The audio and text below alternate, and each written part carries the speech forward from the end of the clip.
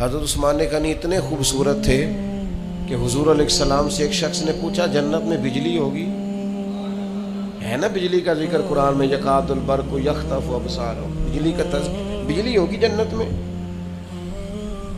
اللہ کے حبیب علیہ السلام فرمانے لگے جب عثمان غنی جنت میں منتقل ہوں گے تو ان کے چہرے کی برکت سے اللہ نور علی نور فرما دے گا۔ سونے ہی بڑے تھے لیکن اتنے خوبصورت تھے، اس کے ساتھ اتنے وزادار تھے۔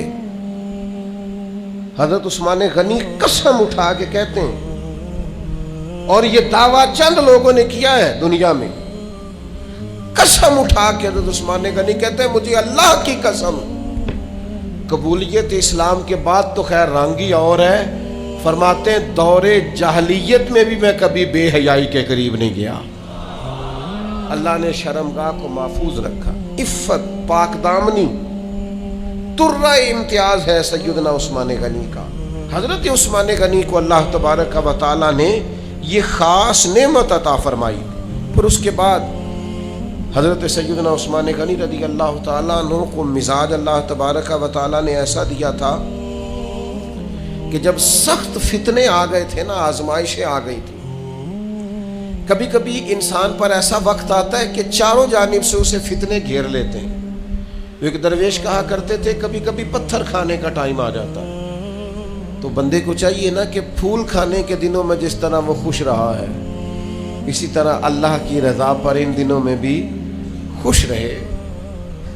فتنوں کا دور آیا، چاروں جانب سے حضرت عثمان غنی پر بلوائیوں نے گھیر لیا، حالات اور کے اور ہو گئے، اور شدید فتنہ گری ہے۔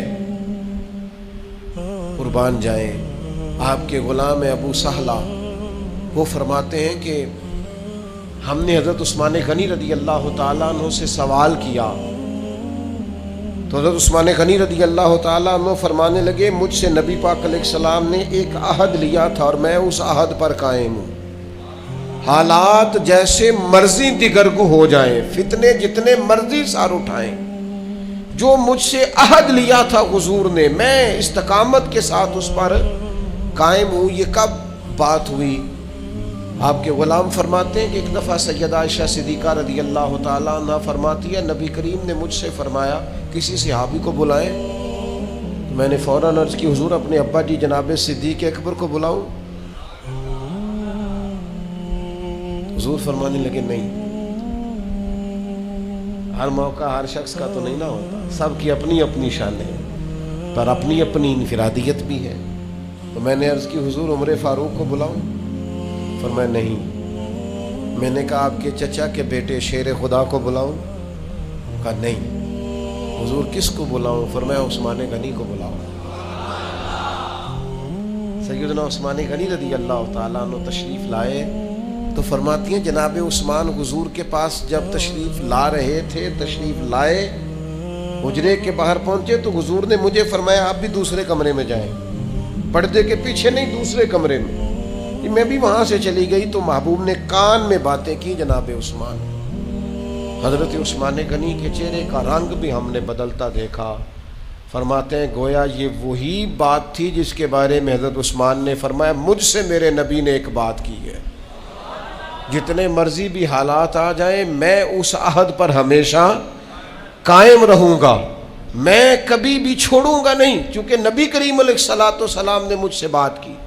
عزیز دوستو یاد رکھیے گا کبھی بھی زندگی کے اندر حالات کٹھن آ جائیں تو گھبرانا نہیں، آزمائش کا شکار نہیں ہونا، کبھی بھی کسی جگہ بھی کسی قسم کی تکلیف کا وقت آ جائے تو اپنے آپ کو استقامت کے ساتھ کھڑا کریں، ڈٹنے کا مزاج پیدا کریں۔ لیکن وہ ہماری طبیعت ہوتی ہے، بڑے زبردست حالات ہوتے ہیں، بڑے بہترین، اور ذرا تھوڑا سا دھوپ زیادہ لگے تو لوگ واویلا شروع کر دیتے ہیں۔ اور میرے بھائی کبھی کبھی دال کھاتے کھاتے کنکر بھی آ ہی جاتا ہے، تو ساری دال کو برا نہیں کہنا چاہیے، اس کنکر کو نکال دیں آپ اور باقی کھانے کی لذت آپ لیں۔ لیکن وہ ہم نہ بیٹھ جاتے ہیں کہ نہیں تو انہوں نے پکانی نہیں آئی، صاف ہی نہیں کی، توجہ ہی نہیں کی، آپ نے سارے کھانے کا ذائقہ خراب کر دیا۔ اس کنکر کو آپ برداشت کریں، اس پر آپ توجہ کریں، تو میرے عزیز خاص طور پر اس بات کا آپ لحاظ فرمائیں کہ آ جاتے ہیں حالات۔ پھر حضرت عثمان غنی رضی اللہ تعالیٰ عنہ میں ایک اور بڑی خوبی تھی۔ سیدنا عثمان غنی رضی اللہ تعالیٰ عنہ اس خوبی کے بھی ماہر تھے، وہ فرمایا کرتے تھے کہ لوگوں کی اچھائیوں میں لوگوں کے ساتھ رہیں، لیکن کبھی بھی جب لوگ برائی کی طرف جائیں تو پھر ان کے ساتھ ہم پتہ کیا کرتے ہیں، ہم کہتے ہیں میں یاروں کا یار ہوں۔ بھئی یاروں کے یار آپ شر میں بھی ہوں گے، برائی میں بھی ہوں گے، نافرمانی اللہ کی ہوگی پھر بھی آپ یاروں کے یار ہوں گے۔ حضرت عثمان غنی رضی اللہ تعالیٰ عنہ فرمایا کرتے تھے جب لوگ اچھائی کریں تو ان کے ساتھ مل کر اچھائی کرو، لیکن جب لوگ برائی کرنے لگے تو ان کو چھوڑ دو۔ اس کا معنی کیا بنتا ہے؟ اس کا معنی یہ بنتا ہے کہ تعلق بندوں سے مضبوط نہیں کرنا، تعلق تو رب رسول کی فرما برداری سے مضبوط کرنا ہے۔ آپ دیکھ لیں ہم بہت ساری جگہوں پہ رشتے، قبیلے، بھائی، بچے ان چکروں میں پڑ جاتے ہیں، یہ انداز درست۔ ایک بات اور حضرت عثمان غنی کی زندگی سے آج ہم نے سیکھنی ہے، وہ کیا ہے؟ وہ ہے خشیت الہی۔ ہمارے ہاں نا بہت سارے لوگوں نے سہارے ڈھونڈ لیے ہیں جنت میں جانے کے لیے۔ کچھ کا خیال یہ ہے کہ میں نے صدقے بڑے کیے ہیں لہذا جنت میں چلے جانا ہے، کچھ کا خیال ہے پیر سامنے لے جانا ہے فٹافٹ، پرواہ کوئی نہیں، کچھ کروں چاہے نہ کروں۔ اور بڑی باتیں ہیں، یہاں لوگ بچے داخل کرانے آتے ہیں، وہ کہتے ہیں یہ بچہ میرا داخل کر لیں، چلو ہماری بھی بخشش کا کوئی سبب بن جائے۔ تو میں کہتا ہوں بچہ حفظ کرے گا، آپ کی بخشش کا سبب تو بنے گا، لیکن اگر آپ نے حقوق العباد ساری زندگی ضائع کی ہیں تو اس حافظ کی سفارش وہاں کیا کرے گی؟ آپ اللہ کے بندے اپنے لیے خود رستے کا کیوں تعین نہیں کرتے؟ اگر آپ کو اتنا شعور ہے کہ میں گناہ گار ہوں تو اس کی برکت سے جنت میں جاؤں گا، تو یہ شعور بھی تو آپ کو ہونا چاہیے نا کہ میں گناہ گار ہوں تو مجھے نیک بھی ہونا چاہیے۔ یہ مختلف قسم کے ہیلے بہانے لگا کے اپنے آپ کو مطمئن کرنا۔ بہت سارے لوگ کہتے ہیں اللہ بڑا مہربان ہے لہذا معاف کر دے گا، تو میں کہتا ہوں آپ کا بچہ آپ کی نافرمانی کرے تو آپ تو کوئی مہربانی نہیں کرتے، آپ تو کہتے ہیں میری بات نہیں مانی، بیوی کی مان لی، سسرال کی مان لی، میرے ساتھ رہ ہی نہیں سکتا۔ ایک بات پر آپ مہربان نہیں ہوتے، میرا نافرمان ہے لہذا کوئی مہربانی نہیں، تو اللہ کی نافرمانی کر کے مہربانی کی فٹافٹ امید لگاتے ہیں۔ میں رحمت الہی سے مایوس نہیں کرتا، ضرور امید رکھیں، لیکن ان لوگوں کو بھی تو دیکھو نا جو بہت بڑے تھے، ایک دفعہ نہیں کئی دفعہ زبان رسالت سے حضرت عثمان غنی کو جنت کی بشارت ملی ہے۔ کئی دفعہ حضور نے فرمایا عثمان جنتی ہیں، لیکن پھر بھی حضرت عثمان غنی رضی اللہ تعالیٰ عنہ کسی قبر پر کھڑے ہوتے تھے تو اتنا روتے تھے کہ داڑھی مبارک پر آنسوؤں کے قطرے گرتے تھے۔ تو حضرت عثمان غنی فرمانے لگے میں نے نبی کریم علیہ السلام سے سنا ہے قبر آخرت کی منزلوں میں سے پہلی منزل ہے، جو یہاں کامیاب ہو گیا آگے بھی کامیاب ہوگا، اور جو یہاں مسائل کا شکار ہوا، آزمائش میں آیا، اگلی منزلیں بھی اس کے لیے مشکل ہو جائیں۔ اور پھر حضرت عثمان غنی فرماتے ہیں میں نے نبی پاک علیہ الصلوۃ والسلام سے یہ بھی سنا ہے کہ اللہ کی قسم میں نے عذاب کے جتنے مناظر بھی دیکھے ہیں ان میں قبر کا عذاب سب سے بڑھ کر سخت ہے۔ لہذا حضرت عثمان غنی رویا کرتے ہیں، اور حضرت عثمان غنی ایک اور حدیث بھی روایت کرتے ہیں، فرماتے ہیں نبی پاک علیہ الصلوۃ والسلام جب میت کو دفن کر کے فارغ ہوتے تھے نا، کسی کا جنازہ ہوتا، جنازے کے بعد جب تدفین ہوتی، اور تدفین سے جب اللہ کے محبوب علیہ الصلوۃ والسلام فارغ ہوتے تو قبر کے پاس کھڑے ہو کر حضور فرماتے اپنے بھائی کے لیے استغفار کرو، اس کے لیے دعا کرو کہ یہ ثابت قدم رہے، کیونکہ اس سے اب پوچھ گچھ شروع ہو رہی ہے، اب قبر میں سوال جواب کا وقت آ گیا، لہٰذا اپنے بھائی کے لیے اب دعا استغفار، یہ ٹائم ہے دفن کرنے کے بعد دعا کریں۔ اللہ ہم سب کے حق میں رحمت والا فیصلہ کرے۔ ہم کمزور لوگ ہیں، زمین کے اوپر بھی اللہ رحم ہی فرمائے اور زمین کے نیچے بھی اللہ رحم ہی فرمائے۔ اللہ کریم رحمت، فضل اور کرم معاملہ فرمائے۔ دوسری بات یہ تھی کہ حضرت عثمان غنی میں زہد بڑا تھا۔ ہم نا آہستہ آہستہ اعمال حسنہ سے جان چھڑاتے ہیں اور نوافل پر تو بالکل خیال نہیں کرتے. آج کل میں بڑی تلقین کرتا ہوں دوستوں کو کہ یہ دن ہیں 4 سخت گرمی کے، جن میں فجر میں اٹھنا تھوڑا مشکل ہے. توجہ کریں تھوڑی سی، بڑے الارم لگائیں، فجر کی نماز کے لیے اپنے آپ کو بیدار کریں، اپنے اندر ذوق پیدا کریں. اور جن لوگوں کو ان دنوں میں تہجد تھوڑی مشکل محسوس ہو، وہ رات کو جب سونے لگیں تو کچھ نفل پڑھ کے سو جائیں تاکہ قیام اللیل کا کچھ موقع نصیب ہو. کوشش کریں، چلے کبھی صحیح ٹھنڈے دنوں میں صحیح، لیکن کبھی پیر شریف کا روزہ بھی نصیب ہو جائے. حضرت عثمان غنی امیر المومنین ہے، لیکن ایک غلام نے، حضرت مغیرہ بن شعبہ رضی اللہ تعالیٰ عنہ کے غلام نے آپ کو اپنی شادی پہ بلایا، دعوت دی. حضرت عثمان غنی رضی اللہ تعالیٰ عنہ شادی پہ پہنچ گئے اور غلام نے کہا حضور کھانا کھائیے. تو فرمانے لگے میں تو نے دعوت دی تھی، برکت کی دعا کرنے کے لیے حاضر ہو گیا ہوں، لیکن فرمانے لگے کھانا اس لیے نہیں کھا سکتا کہ میں نے اللہ کی توفیق سے روزہ رکھا ہوا ہے. تمہارا دل نہ ٹوٹے، آ گیا ہوں، کھانا نہیں کھا سکتا کیونکہ خدا نے توفیق دی ہے، فضل کیا ہے، کرم کیا ہے اور میں روزے سے ہوں. حضرت عثمان غنی رضی اللہ تعالیٰ عنہ کو اللہ نے پھر لوگوں کی طبیعتوں میں نا تکلف بڑا آ گیا ہے. ہر آدمی کی کچھ نہ کچھ شان ہے، ہر آدمی کا وزٹنگ کارڈ ہے، ہر ایک کے پاس حوالے ہیں. ہم اس صف میں کھڑا ہونا پسند نہیں کرتے جس صف میں اللہ کی ساری مخلوق کھڑی ہے. ہم خوش ہوتے ہیں کہ دیکھا نا جناب فلانے نے مجھے اندر بلا لیا لائنیں توڑوا کے. ٹھیک ہے اس نے آپ سے محبت کی، لیکن آپ اس چکر میں نہ پڑیں کہ میں کوئی بڑی شے ہوں. آپ زمین پر رہیں.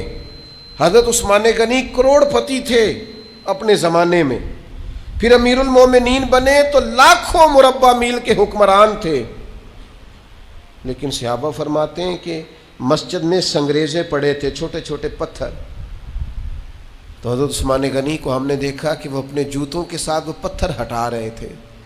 جا کے حضور یہ کیا کر رہے ہیں؟ فرمایا یار نمازی آئیں گے نماز پڑھنے والے تو ان کے پیروں کو چبھیں گے.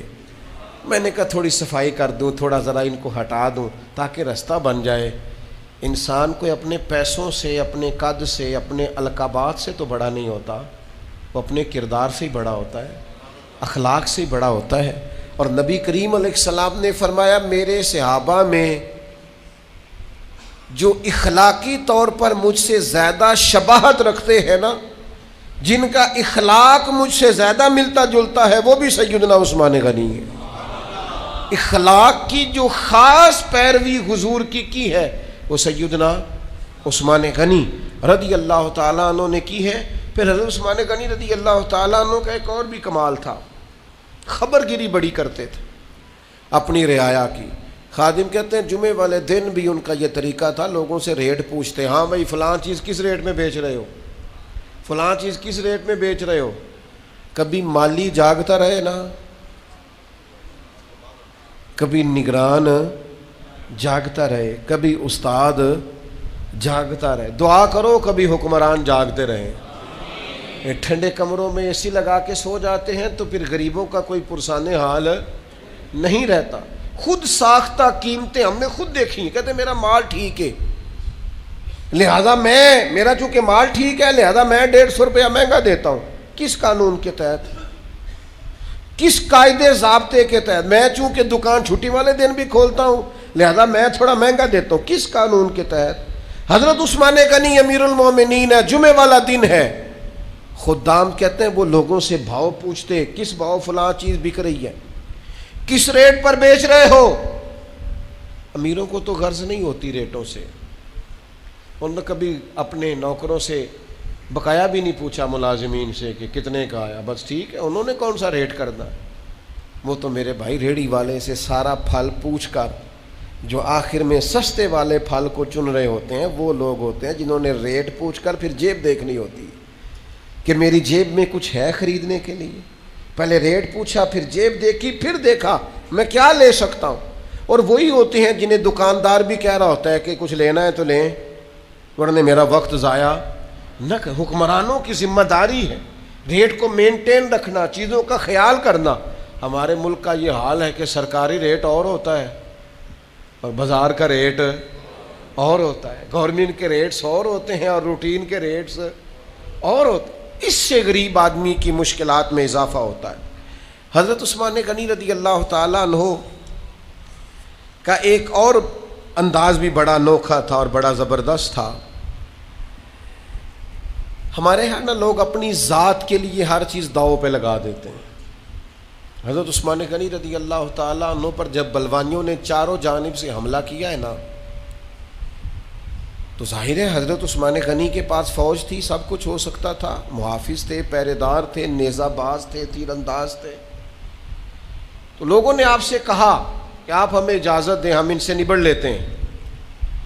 تو سیدنا عثمان غنی رضی اللہ تعالیٰ عنہ ارشاد فرمانے لگے، میرا سب سے زیادہ خیر خواہ وہ ہے جو اپنے تیر کو اور اپنے ہاتھ کو کنٹرول میں رکھے گا۔ میری وجہ سے تم کسی پر تیر نہیں چلاؤ گے، ہاتھ نہیں اٹھاؤ۔ یہ دنیا میں وہ واحد حکمران ہے جنہوں نے جان دے دی ہے لیکن امن و امان کو خراب نہیں ہونے دیا۔ فرمایا میں نہیں چاہتا میری وجہ سے حضور کے شہر میں خون بہے، میری جان ہے نا، یہ ایک جان کیا ہے، اگر ہو کروڑوں تیرے نام پر سب کو وارا۔ ہم کیا کرتے ہیں، سارا خاندان تباہ ہوتا ہے تو ہو جائے، لیکن چونکہ مجھے شادی پہ نہیں بلایا لہذا میں کسی اور کو بھی جانے نہیں دوں گا، فلاں نے چونکہ مجھے عزت نہیں دی لہذا سارا گھر تباہ کرنا پڑے، خاندان تباہ کرنا پڑے، کر دینا ہے، چونکہ ماں بدولت یعنی مجھے ہی کہہ دیا ہے، اتنی بڑی عظمتوں والے آدمی کو ٹھکرا دیا ہے۔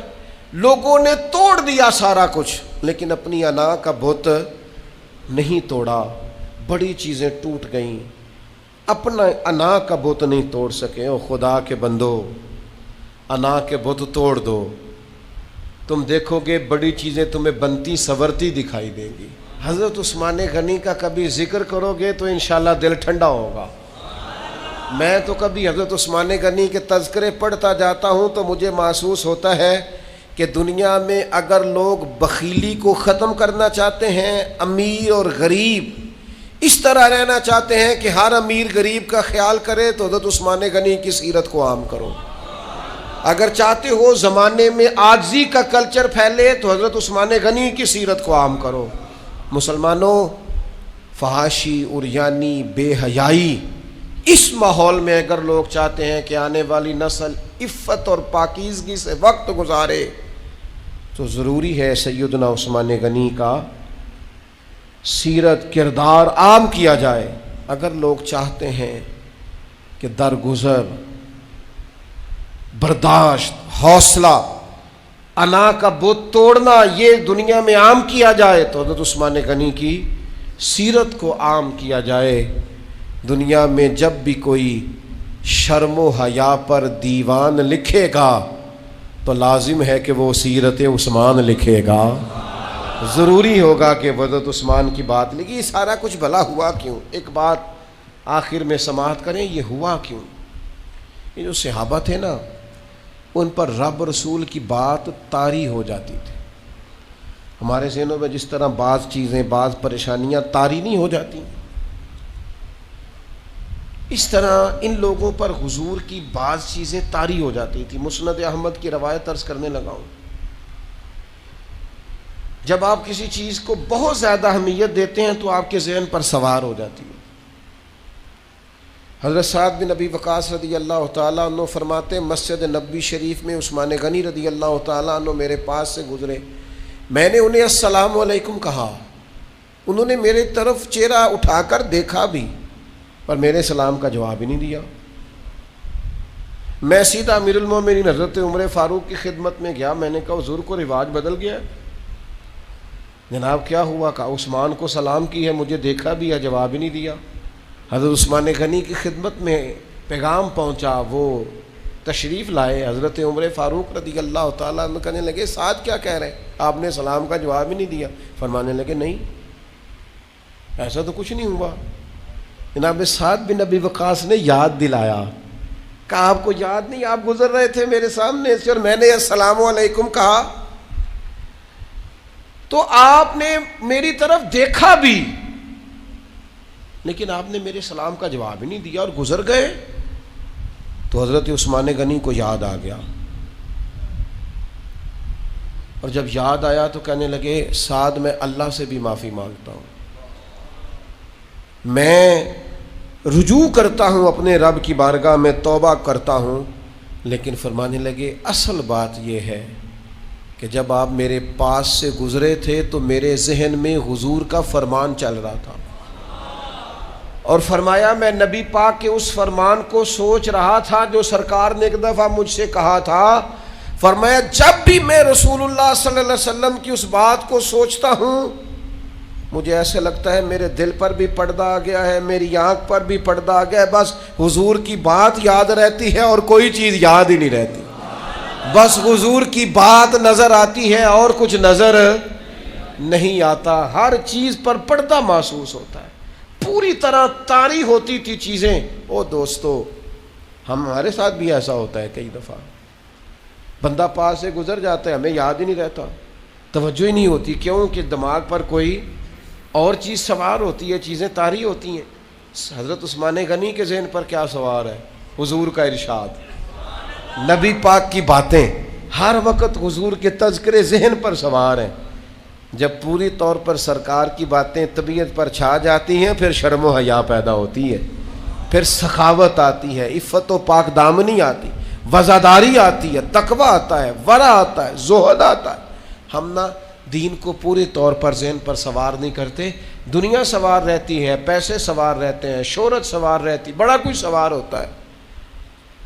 یہ ساری چیزیں حضرت خواجہ نظام الدین صاحب محبوب الہی فرمایا کرتے تھے دولت تجوریوں میں رکھ لیا کرو، دلوں میں نہ رکھا کرو. تم نے دلوں میں بھی پیسے رکھ لیے ہیں، اس کا نتیجہ خطرناک برآمد ہوا ہے کہ ہر چیز اسی اینک سے دیکھتے ہو. یہ انداز ٹھیک نہیں ہے. 18 ذی الحج یہ حضرت عثمان غنی کا یوم شہادت ہے. حضرت مولا علی شیر خدا فرمایا کرتے تھے عثمان وہ ہے جو ذوالنورین ہے، دو نور، حضور کی دو بیٹیاں ان کے نکاح میں ہیں.